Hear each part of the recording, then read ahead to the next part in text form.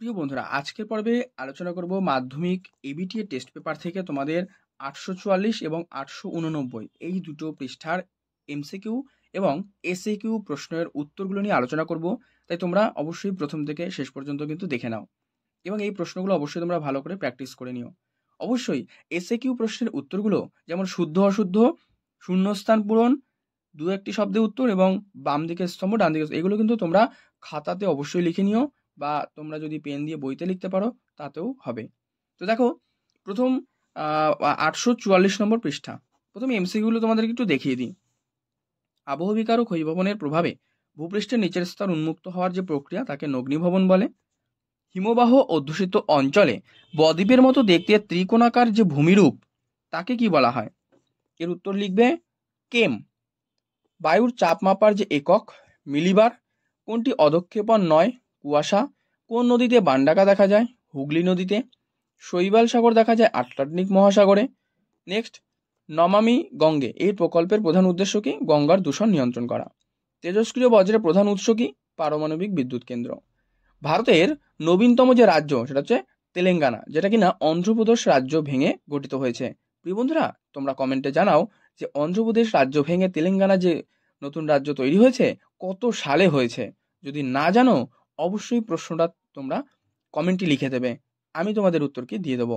Next, 10 নম্বর, গোদাবরী ও কৃষ্ণা নদীর বদ্বীপের মাঝে অবস্থিত যে হ্রদ তা হচ্ছে কোলেরু হ্রদ। 11 নম্বর, ভারতের প্রাচীনতম যে ভঙ্গিল পর্বত, দেখে নাও, উত্তর করবে আরাবল্লী। নেক্সট, ভারতে গ্রীষ্মকালে উৎপন্ন যে শস্য তাকে কি বলা হয়? জায়িদ শস্য। কোন শিল্পকে উদীয়মান শিল্প বলে? খুবই সহজ, পেট্রোরসায়ন শিল্প। উপগ্রহ চিত্রে কালো রঙের সাহায্যে বোঝানো হয় গভীর সমুদ্রকে। এরপরে তোমাদের শুদ্ধ অশুদ্ধ, যেগুলোর উত্তর কিন্তু তোমাদের বইতে নেই।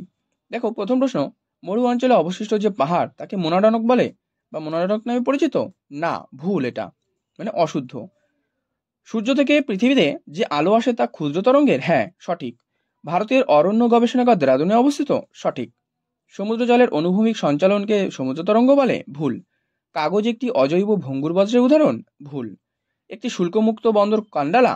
একেবারেই সঠিক। ভারতের নারী পুরুষ অনুপাতে সর্বাধিক পশ্চিমবঙ্গ? না, ভুল এটি। দেখো, সেন্সাস 2011 দিয়েছে কিন্তু, তাই এটা ভুল।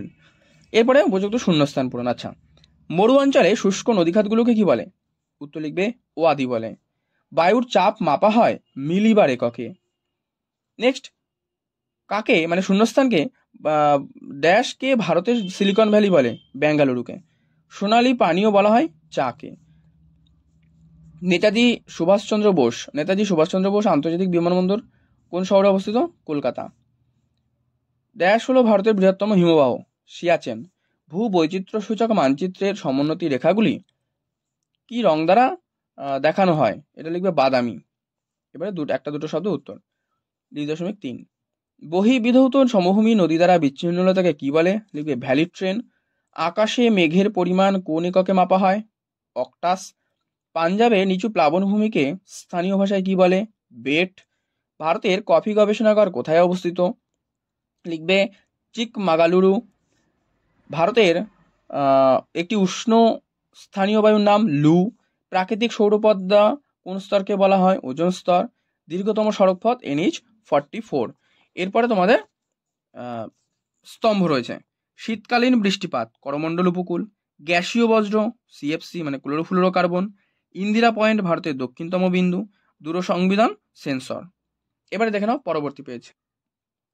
দেখো, পেজ নম্বর 889। এগুলো আমি এমসিকিউগুলো একটু আলোচনা করে দিই, তারপরে এসসিকিউগুলো দেখিয়ে দিচ্ছি। যে প্রক্রিয়ায় বিভিন্ন প্রাকৃতিক শক্তি ভূপৃষ্ঠের উপর কাজ করে ভূমিরূপের পরিবর্তন ঘটায় তাকে বলে বহির্জাত প্রক্রিয়া। লবণযুক্ত শিলাস্তরের উপর নদীর প্রধান ক্ষয় প্রক্রিয়াটি হলো দ্রবণ। 3 নম্বর, রসে মতানের সৃষ্টি হয় দেখো হিমবাহের ক্ষয়কার্যের ফলে। নেক্সট, ওজোন গ্যাস পরিমাপের একক ডপসন।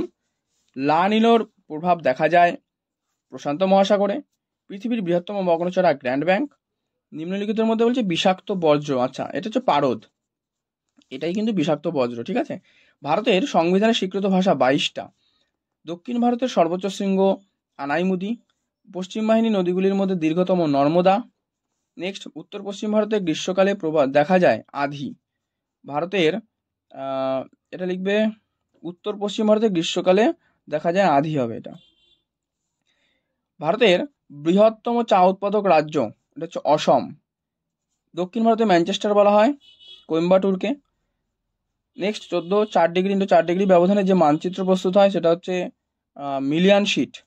এরপরে শুদ্ধ অশুদ্ধ রয়েছে, দেখো শুদ্ধ অশুদ্ধতে বলা হচ্ছে এখানে জলপ্রপাতের পাদদেশে মন্দকূপের সৃষ্টি হয়, ভুল। ওজোন স্তরকে প্রাকৃতিক সৌরপদ্মা বলা হয়, সঠিক।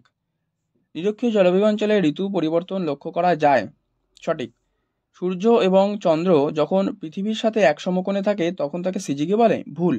মানে এক সমকোণ মানে কত, 90 ডিগ্রি, তো তখন সেটা হচ্ছে ভুল। কলকাতা শহরে ভারতের প্রথম মেট্রো রেল চালু হয়, একেবারেই সঠিক। আচ্ছা, ভারতে প্রথম মেট্রো রেল কত খ্রিস্টাব্দে চালু হয় তোমরা অবশ্যই কমেন্টে জানাবে। নেক্সট, ভারতের সর্বাধিক জনঘনত্বপূর্ণ রাজ্য পশ্চিমবঙ্গ, ভুল। পৃথিবীব্যাপী বিস্তৃত দ্রাঘিমা রেখা ও অক্ষরেখা পরস্পরকে ছেদ করে যে জালিকা গঠন করে তাকে কি গ্রিড বলে, একেবারেই সঠিক।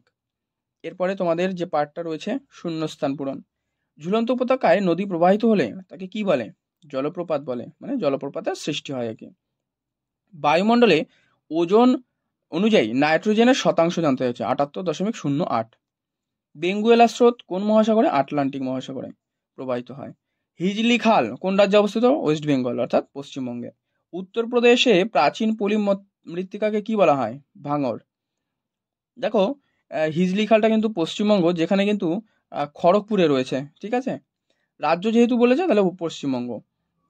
আচ্ছা, আখ উৎপাদনে উত্তরপ্রদেশ রাজ্য ভারতে প্রথম স্থান অধিকার করে। ল্যান্ডসেট এটা কোন দেশের একটি কৃত্রিম উপগ্রহ, এটা হচ্ছে America, United state of America, USA. এরপরে তোমাদের দু একটি শব্দ উত্তর। সাহারায় বালুকাময় মরুভূমি কি নামে পরিচিত, উত্তর লিখবে আর্ঘ। সম্পৃক্ত বায়ুর আপেক্ষিক আর্দ্রতা কত, লিখবে 100%। কোন নদীতে সারাসারি বাঁধ দেখা যায়, হুগলি নদীতে। পাঞ্জাব কথার অর্থ কি, পঞ্চনদী, ঠিক আছে। কোন মাটির গঠন মৌচাকের মতো, ল্যাটেরাইট।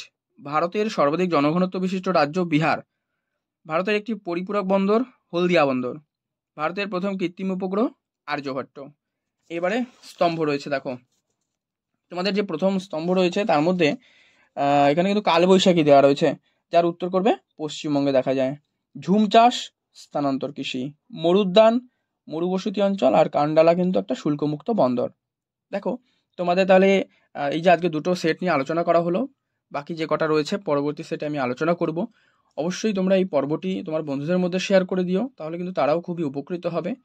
চ্যানেলে যদি তুমি নতুন হয়ে থাকো অবশ্যই কিন্তু চ্যানেলটা সাবস্ক্রাইব করে পাশের বেল বাটনটি অল করে রেখো, আর অবশ্যই আজকের পর্বে একটি লাইক করে রেখো।